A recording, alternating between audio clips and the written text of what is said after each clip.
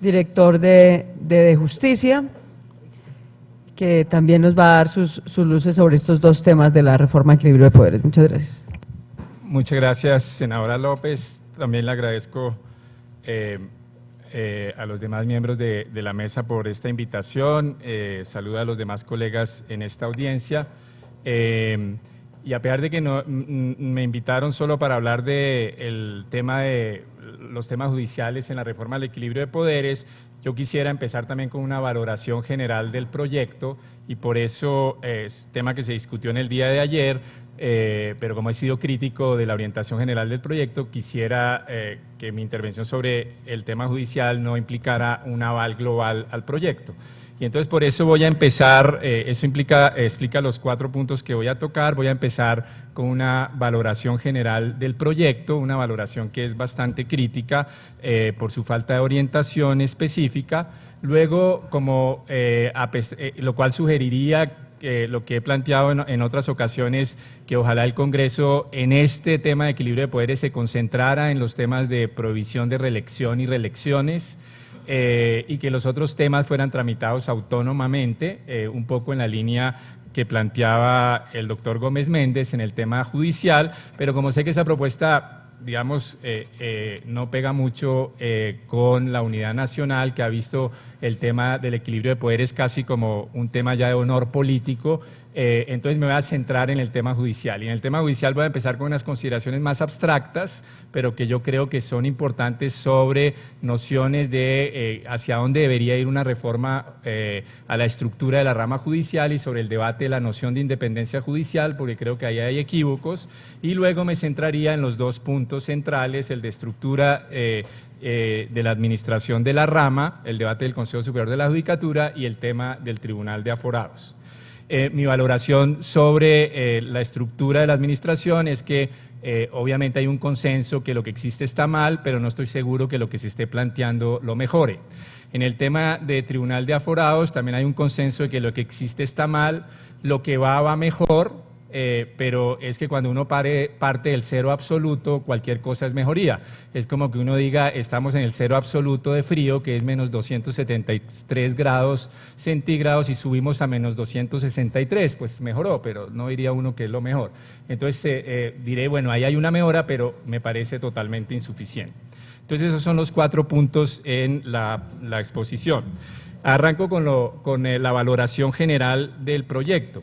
Yo creo que este proyecto de equilibrio de poderes es un proyecto que carece de un norte claro. Nació con el debate de la reelección presidencial y de suprimir la reelección presidencial y reestructurar los desequilibrios de poderes que supuestamente había generado la reelección presidencial, pero luego se le fueron juntando otros proyectos. Nosotros hemos hecho un estudio de cómo se le fueron juntando otros proyectos, otros diagnósticos, y entonces hoy se ha vuelto una macroreforma constitucional a partir de microreformas, y cuando digo microreformas no es peyorativo, sino que toca aspectos puntuales a partir de un conjunto de microreformas. Y eso es problemático, hacer una macroreforma a la parte orgánica de la Constitución sin tener un lineamiento claro de qué es lo que se quiere corregir, tiene varios problemas. La reforma puede tener contradicciones internas en sí mismas, y yo creo que en determinados momentos la ha tenido. Se decía que se quería debilitar el poder presidencial porque era excesivo por la reelección, pero suprimiéndole en un determinado momento funciones electoras a las Cortes, se le atribuían otra vez al presidente en algunas de las fórmulas, lo cual muestra esas tensiones. En segundo lugar, la falta de un diagnóstico claro permite que en el trámite de pronto se le cuelguen cosas, especie de micos complicados. Por ejemplo, en un determinado momento se metió el tema de aumentar la posibilidad de detención preventiva más allá de las 72 horas, y uno dice, ¿y eso qué tiene que ver con el equilibrio de poderes? Salvo que haya un desequilibrio entre el fiscal y los ciudadanos. Y uno dice, ¿y eso cómo se mete ahí? Y entonces eso me hace que sea una reforma problemática. Y eso se liga al tema que planteaba el doctor Gómez Méndez sobre excesos de confianza en las reformas constitucionales para transformar realidades, lo que él llamaba el fetichismo normativo. Pero yo introduciría matices a su argumento que uno puede compartir en una visión historiográfica, pero que hay que introducirle matices. Una reforma constitucional bien hecha, que toque los puntos fundamentales, sí tiene transformaciones políticas sustantivas, y en eso hay evidencia histórica en Colombia. Y yo cito un caso, la reforma de 1910, es una reforma que diagnosticó muy bien cuáles eran los problemas de la Constitución del 86, un exceso de presidencialismo y responsabilidad presidencial, pocas libertades y poca garantía a las minorías políticas, corrigió eso y esa reforma, junto con otras cosas, nos dio 40 años de paz. Porque aquí no hemos vivido en guerra permanente. Entre 1910 y 1946 en Colombia hubo paz y está muy ligada a la reforma de 1910. Entonces, reformas bien hechas logran propósitos políticos centrales. El problema es hacerlas bien hechas y me temo que esta no va tan bien en lo global, a pesar de que en puntos parciales uno podría estar de acuerdo. Entonces, de ahí viene la primera recomendación, pero siento que no va a pegar, el senador Andrade ya me lo ha dicho varias veces.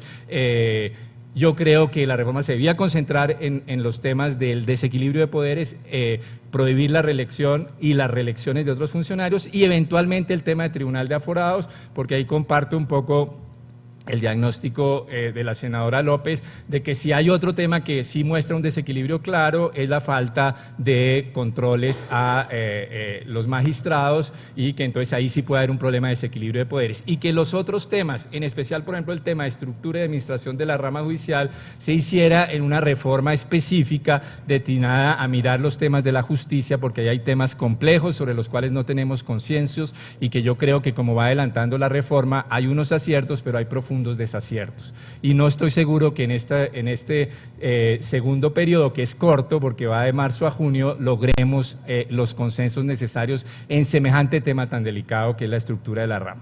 Creo que sí podríamos lograr el tribunal de aforados, se ha avanzado mucho y en las provisiones de la reelección, y esa es mi primera propuesta. Entro al segundo tema. Suponiendo que mi primera propuesta no sea aceptada, entonces toca pronunciarse sobre el tema de los componentes de la reforma a la estructura de la rama judicial en la justicia. Pero yo creo que ese tema requiere una discusión previa. Y entonces entro a hacer esa discusión previa muy breve. Esa discusión previa tiene que ver con qué se pretendería reformando la estructura de la administración de la rama, qué se busca, que no es una pregunta menor. No es una pregunta menor. Y yo creo que uno puede decir algo muy abstracto, pero empezar a concretarlo. Uno buscaría, y esto es muy importante para el ciudadano de a pie, entender que cuando uno modifica la estructura de la administración de justicia, si lo hace bien, eso tiene consecuencias para la justicia del ciudadano de a pie. Porque a veces se dice, no, ¿de qué sirve reformar cómo es el Consejo Superior de la Judicatura si yo lo que quiero es que me resuelvan los casos rápido? Hombre, no se lo resuelven los casos rápidos porque la gerencia de la rama judicial funciona mal. Si la gerencia de la rama judicial funciona mal, distribuye mal los recursos y los casos no se resuelven rápido. Entonces, el tema de lograr la implementación de las normas jurídicas en la práctica depende en parte, no en todo, también depende de los procedimientos, etcétera, de la cultura judicial, pero depende en parte de la estructura de la administración y disciplinamiento de la rama judicial. Y ahí que debería uno buscar. Y yo creo que uno debe buscar tres cosas, y en dos, digamos, es fácil definirlos, pero la tercera genera polémicas. Uno debe buscar primero eficiencia, o sea, eficiencia y costo efectividad, como dirían en análisis de políticas públicas, que los procesos logren sus cometidos y que los logren al menor costo posible. Y en eso, en unos ámbitos estamos muy bien y en unos ámbitos estamos muy mal, porque esa es una cosa que toca decir cuando estemos reformando a la justicia colombiana. Hoy, hablar bien de la justicia colombiana, digamos, es aumentar la impopularidad que uno pueda tener en un 100%. Pero yo creo que hay algo de importante decir, mire, la justicia colombiana en muchas cosas ha funcionado bien y muy bien. Es más, si estamos hablando aquí con ciertas libertades es porque hace unos 6 años la justicia colombiana impidió una tercera reelección, una segunda reelección y un tercer periodo del presidente Uribe, que yo creo que hubiera cerrado muchas de nuestras libertades. Entonces la justicia colombiana ha hecho cosas muy importantes. Si hoy no hay tanta impunidad en congresistas y ministros es porque la justicia colombiana, mal que bien, ha funcionado. Entonces reformemos la justicia, pero reconociendo que esta no es el mejor momento para decirlo, pero esta no es una justicia colapsada, con una crisis de credibilidad gravísima, pero no una justicia colapsada y donde hay cosas muy importantes que hay que proteger. Lo segundo que uno debería buscar es un acceso igualitario a la justicia.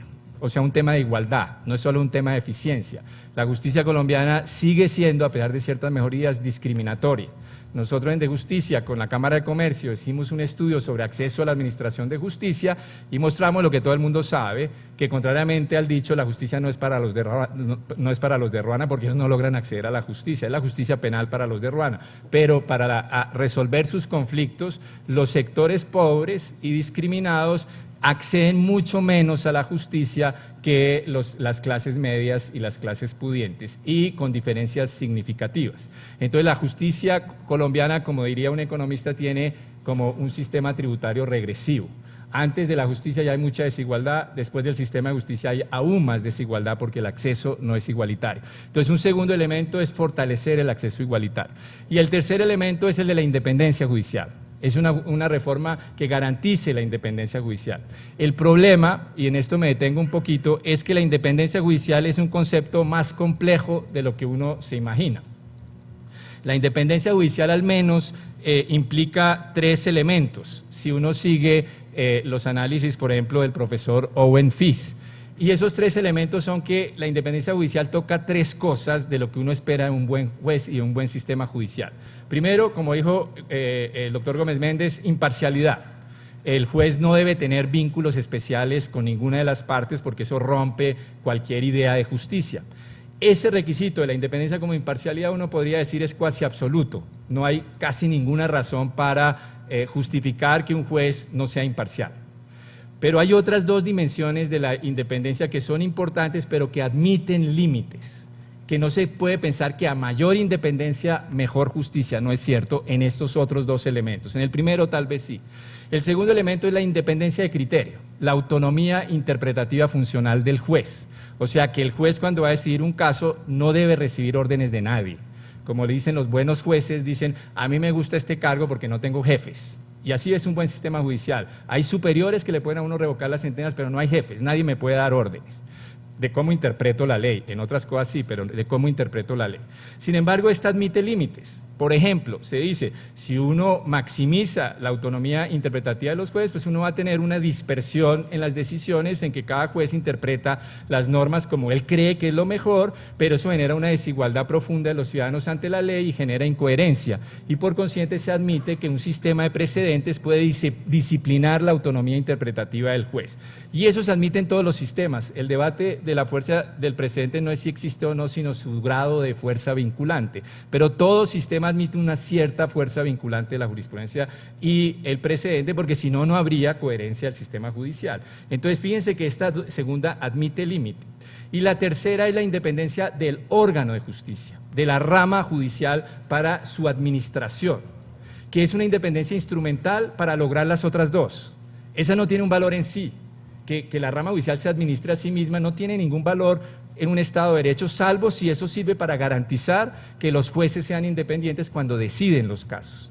Pero esta, precisamente, como es instrumental, es la que no solo admite, sino que exige restricciones.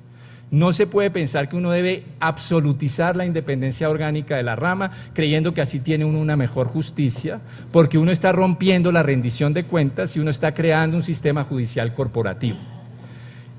Si uno mira en países serios, comparados, que protegen mucho las 2 primeras dimensiones de la independencia judicial, en la segunda son muy matizados. Por ejemplo, en Inglaterra no hay Consejo Superior de la Judicatura, la rama judicial la maneja el Ejecutivo. Y no me vengan a decir que en Inglaterra no hay independencia judicial, porque el Ejecutivo maneja la rama judicial. Y en cambio, en otro país donde la rama judicial la maneja todo el Poder Judicial, como en Nicaragua, no me van a decir que es el mejor sistema judicial del mundo. Entonces no puede uno decir que porque uno está pensando en introducir restricciones a la autonomía orgánica de la rama, uno está contra la independencia judicial, sino uno lo que quiere es evitar el corporativismo judicial. Y hoy en Colombia yo creo que uno de los problemas del sistema judicial no es tanto la influencia indebida del Ejecutivo en la justicia.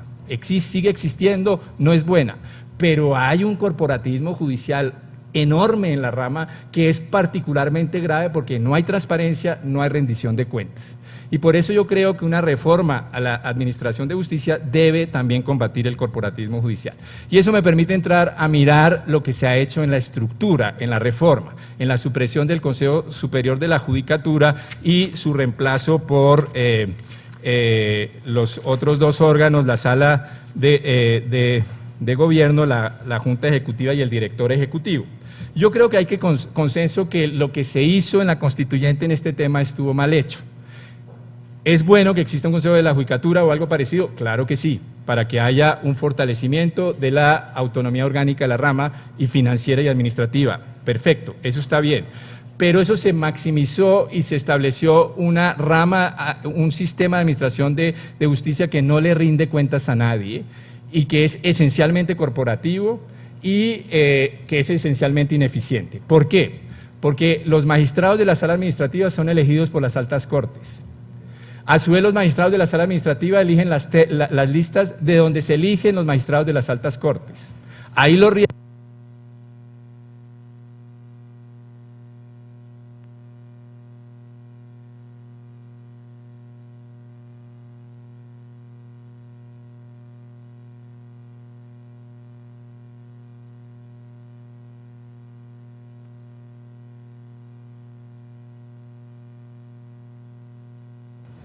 si ese cerramiento de la rama sobre sí misma es lo más conveniente, y yo creo que no. Yo he sido un fuerte defensor de la independencia judicial, sobre todo cuando estuve en fuertes ataques con el presidente Uribe, y creo que es una independencia judicial que hay que seguir defendiendo, pero es una independencia judicial democrática. No es una independencia judicial para los intereses de los magistrados y los jueces, sino para que los jueces y los magistrados estén al servicio del derecho de los ciudadanos y de la justicia. Y nada le hace más daño que el corporativismo judicial. Por eso los países más serios, en las estructuras de administración de la rama, nunca están centradas solo sobre el Poder Judicial. El Consejo Superior de la Judicatura en Francia tiene una serie de representantes del Poder Judicial, pero tiene representantes de órganos políticos, tiene representantes de lo que llamarían externos a la justicia, pero con un interés legítimo en la justicia. Como es el propio gobierno, ¿cómo van a decir que un gobierno no tiene un interés en que la justicia funcione bien? Claro, hay que ver cómo se hace su intervención para que no sea una injerencia indebida en la rama, pero que el gobierno diga cómo se administran los recursos de la rama judicial, en que incide directamente en la manera como los jueces deciden los fallos. Entonces yo creo que eso es clave en cualquier análisis que se haga de la estructura de la rama. Y cuando uno mira cómo se está solucionando eso, yo creo que lo que se está logrando es bastante malito, porque lo que se está logrando es, hoy que las altas cortes son, se supone, en su peor momento, les están dando todo el poder de la justicia, todo el poder. ¿Por qué? Porque cuando uno mira la sala de gobierno, se dice que la sala de gobierno estará integrada por 6 o 7, según distintas formulaciones, de los cuales 3 son los presidentes de las cortes. Otro, y eso está muy bien, representante de magistrados de tribunal, representante de jueces y representante de empleados judiciales, eso está bien, pero no hay ninguna voz externa a la justicia. Y cuando se ha dicho que participe el ministro de Justicia o el gobierno, se dice que eso mina la independencia judicial. ¿Pero por qué? Depende cómo se estructure, pero que haya una voz del gobierno en cómo se administra la rama me parece absolutamente natural. Como hay una voz del gobierno en la Junta Directiva del Banco de la República. Solo a los neoliberales más radicales han querido sacar al ministro de Hacienda de la Junta Directiva del Banco de la República. Y uno dice, ¿cómo se coordina la política monetaria y la política cambiaria con la política fiscal si ahí no está alguien del gobierno diciendo, hombre, si ustedes hacen eso es un desastre para esto? Claro, uno puede decir, tiene que ser una estructura que la voz final de pronto dominante sea de los representantes de la rama y no del gobierno. De acuerdo, incluso de los externos que no sea la dominante, podría uno discutirlo, pero que no haya allí representantes de órganos, de voces externas a la justicia, me parece un gravísimo error. Pero el error no termina ahí, luego se le da la cooptación plena a las altas cortes. Es decir, se establece que la Corte Suprema de Justicia y la Corte y el Consejo de Estado se van a elegir por cooptación, volviendo al viejo sistema de la Constitución del 86, que fue bueno en su momento para separar a la justicia de la política con el plebiscito del 57, pero que ya en el 90 todo el mundo decía esto lo que ha generado es un clientelismo judicial interno tremendo, en donde uno para hacerse elegir tiene que ser amigo de los magistrados de las altas cortes. No, ese sistema cerrado sobre sí mismo genera el congelamiento jurisprudencial, genera la homogenización de la justicia y por eso debe ser distinto, debe ser un órgano de la administración de la justicia mucho más plural y abierto, podemos discutir cómo puede ser, y que no haya cooptación plena, que se siga con el sistema actual, que haga las listas y de ahí elijan los magistrados, y ahí habrá una renovación pluralista de las cortes. Pero es muy raro que el Congreso, cuando hay algunos que con buenos argumentos, que yo no comparto, pero con buenos argumentos están llamando a la revocatoria integral de las Cortes, ahora le estén dando por la reforma todo el poder a las Cortes, porque eso es lo que está haciendo esta reforma.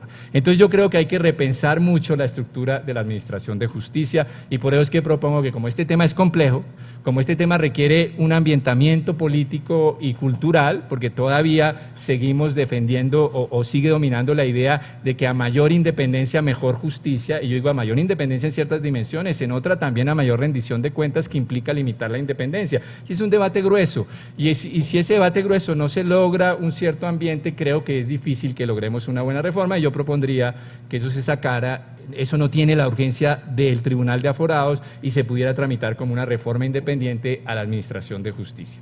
Y entro al último punto, el Tribunal de Aforados.